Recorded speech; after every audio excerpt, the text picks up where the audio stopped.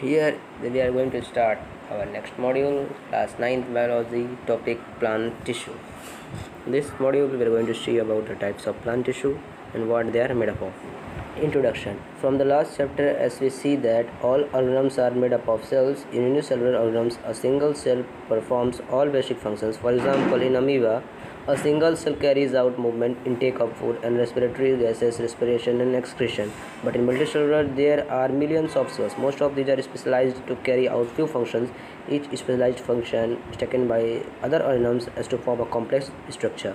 The following lines are taken from the NCERT, and we are going to study about that. Here as the picture depicts many cells combine to form tissue and many tissue combine to form organ and many organ combine to form an organism. So we can know that the tissue are very important for us.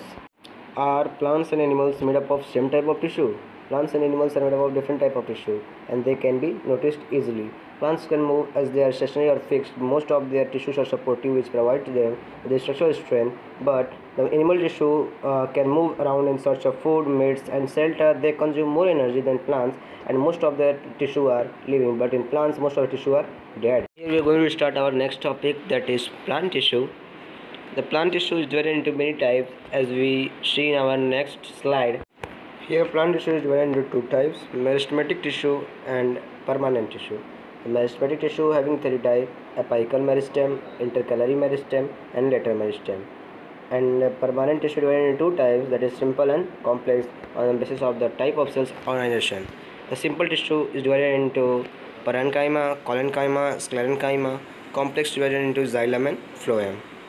But here xylem and phloem divided into their four types: tracheids, vessels, xylem fiber and xylem parenchyma in xylem. In case of phloem, it is vessels and sieve tube. Now we are going to start our next topic, meristematic tissue.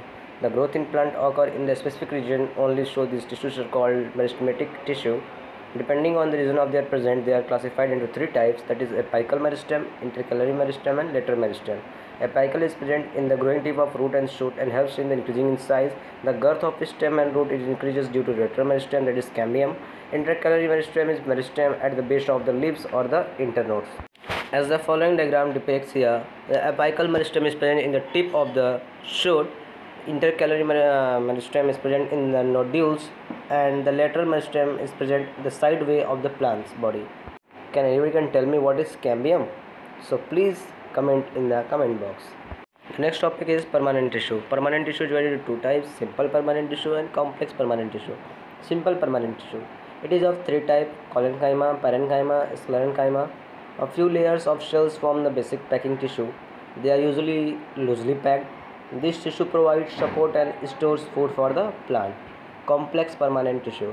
It is basically of two types, xylem and phloem. These are formed by different types of cells. They conduct the food and water and minerals in the plant body. These are important for survival of the terrestrial plants. Simple permanent tissue, parenchyma. Properties of parenchyma. This provides support and stores food for the plant. In case situation, it contains chlorophyll and called chlorenchyma. In aquatic plants, this helps in swimming and maintaining buoyancy. These are called arenchyma. The roots and stem of parenchyma also stores nutrients and water. As we can see here, they have large intracellular spaces between them, as the figure depicts, the first figure. The second figure depicts the following parts, how they are combined with each other. The following types are there of that: the cell wall, vacuoles, nucleus and wall thickening. Yeah, important notice is that the parenchyma contains large vacuoles which can store food, water, air, etc. Here we are going to start our next topic, collenchyma. Properties of collenchyma. It provides flexibility to the plant's body. It provides easy bending in various parts of the plant without breaking. It also provides mechanical support to the plants. The cells of this tissue are living, elongated and irregularly thickened at the corners. These are very little intercellular space. As you can see here, there are very large vacuoles present in the body. They also contain chloroplast for making of the food. They have very less intracellular space as the parenchyma, and they are the diagrams which depicts the collenchyma. The next topic is sclerenchyma. The properties of sclerenchyma: they are having very large amount of dead tissue. The shape is elongated and pointed at the both ends. Cell wall is thick and lignified. Lignified means the lignin is present in all the parts of This cell wall lack protoplasm. It gives strength and rigidity to the plant's body.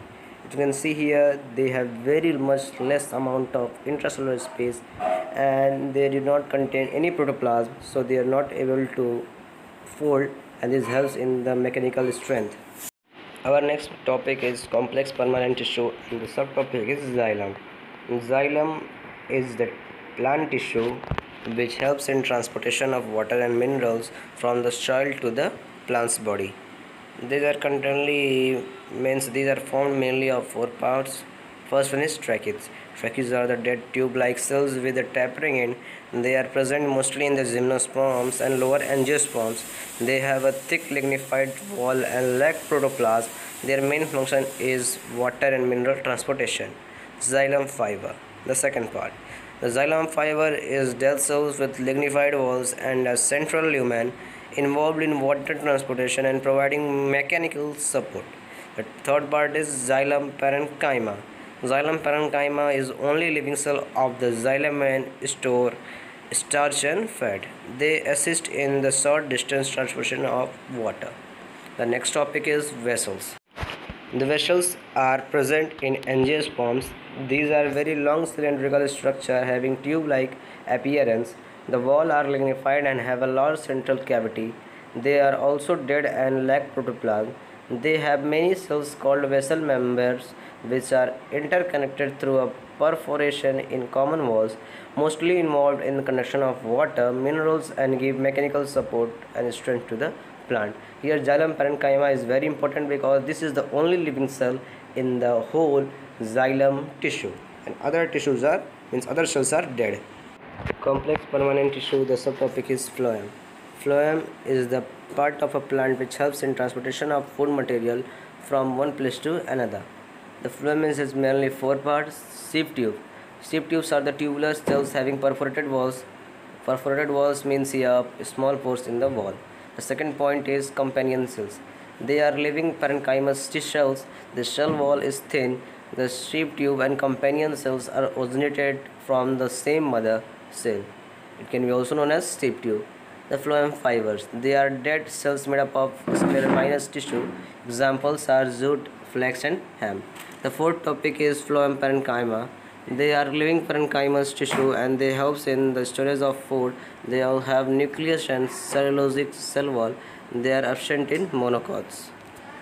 Here two parts are living, that is companion cell or the sieve tube and the phloem parenchyma. So please learn it. The following image depicts the types of complex tissue. The first one is phloem and the second one is xylem. As you can see here, tracheates are having elongated shape and they are tipped at the corner and flattened in the bottom. Vessels having small pores known as piles. The xylem parenchyma is a straight parenchyma having the living property, and section of phloem, as you can see here, that it is divided how smoothly these are formed and how they can perform each and every parts and activities of the plants.